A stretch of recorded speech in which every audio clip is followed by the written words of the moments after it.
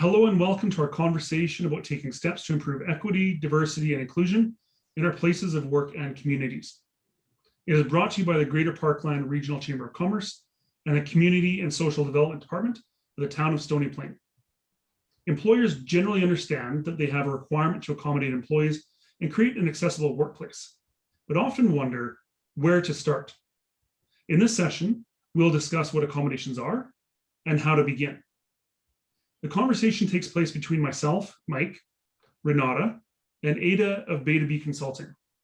At the end, we'll also take a moment to tell you about our recognition badges that help you take steps and demonstrate your commitment to equity, diversity, and inclusion. Now, let's get talking.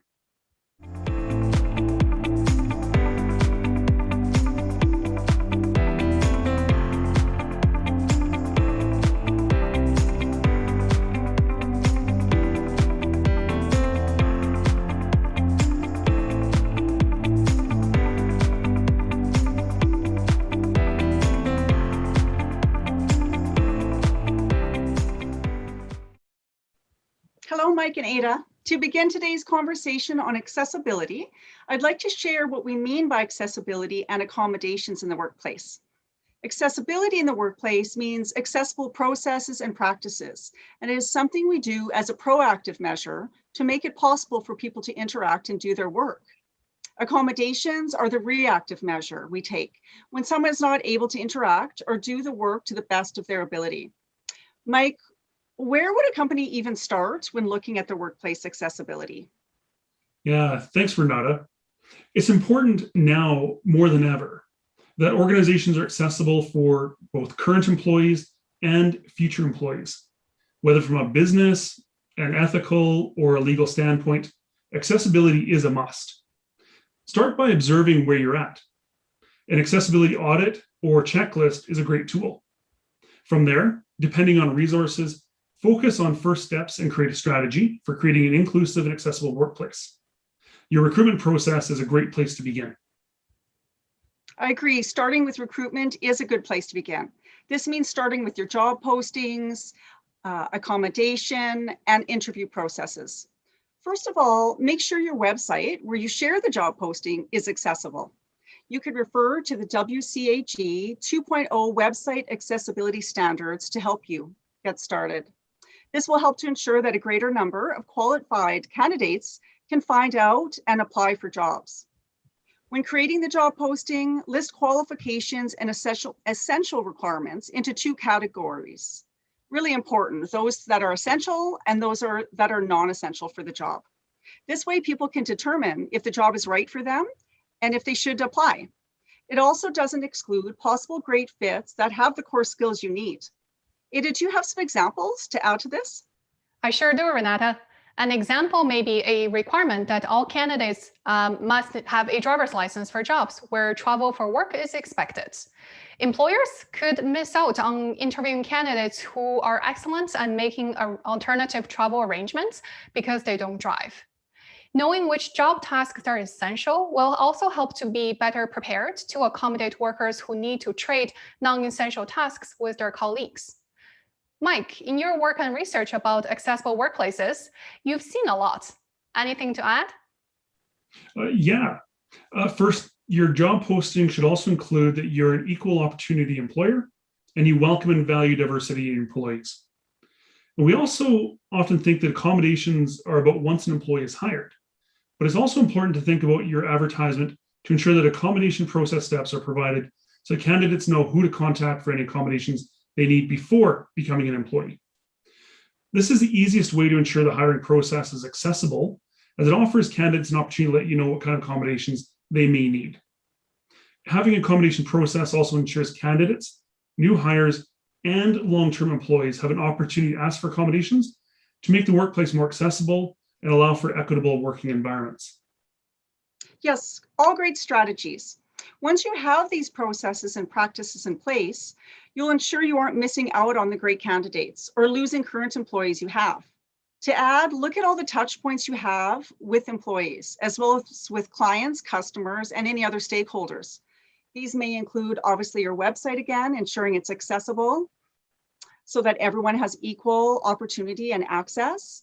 Also review touch points such as online HR systems, intranets, service centers, any of your products and services, promotions, marketing, and all your communications, procurement, and training.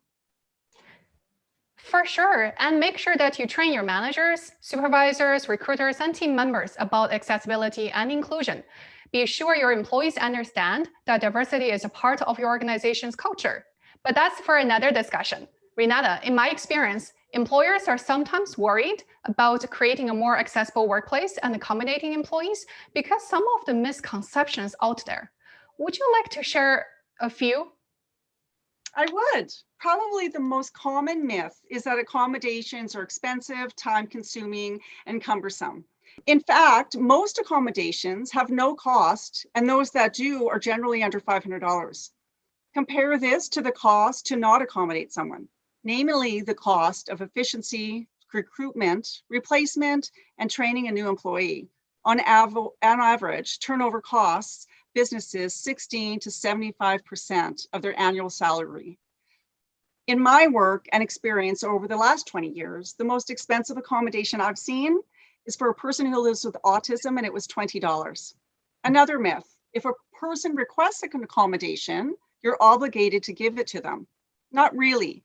You're obligated to accommodate their need, but not necessarily a specific accommodation they may ask for. You can look for a less expensive option as long as it meets the need. Any accommodation is an investment. Studies show that employees who are accommodated have better performance ratings, are less likely to leave a job, and have fewer absences. That is true, Renata. In my years of consulting experience, I learned that turnover is very expensive. Not only that, but when employers are not paying attention to creating an accessible recruitment process, they're missing out on a giant untapped pool of employees and possibly customers. 1 in 5 job seekers and people already within your company has a disability. Studies show that people with disabilities, including mental health challenges, who do receive accommodations and are well integrated into the workplace, are more loyal and dedicated than those without disabilities. Managing accessibility in your workplace is not only a good thing to do, but it demonstrates a level of care and responsibility of an employer.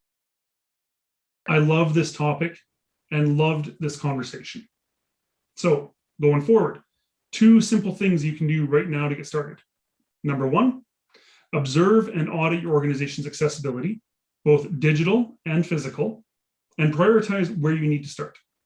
And then number 2, make a short-term and a long-term plan for creating an accessible organization.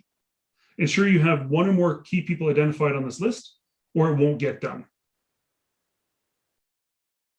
That was a pretty good conversation. As we wrap up the session, I'd like to take just a minute to let you know that we offer a badge recognition program that is focused on supporting organizations in the early stages of action on equity, diversity, and inclusion. There are 6 badges available: leadership and capacity, accessibility, staffing, compensation, performance excellence, and learning.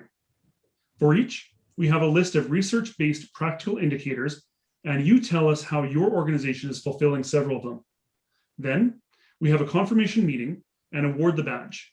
There's lots of flexibility built in, and the point is to inform and recognize your first steps on the journey of meaningful equity, diversity, and inclusion.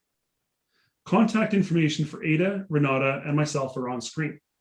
Please reach out to any of us or the corporate office to talk more about equity, diversity, and inclusion and how we can help you. And thanks to our partners, the Greater Parkland Regional Chamber of Commerce and Community and Social Development Department of the town of Stony Plain, who are advocates of equity, diversity, and inclusion.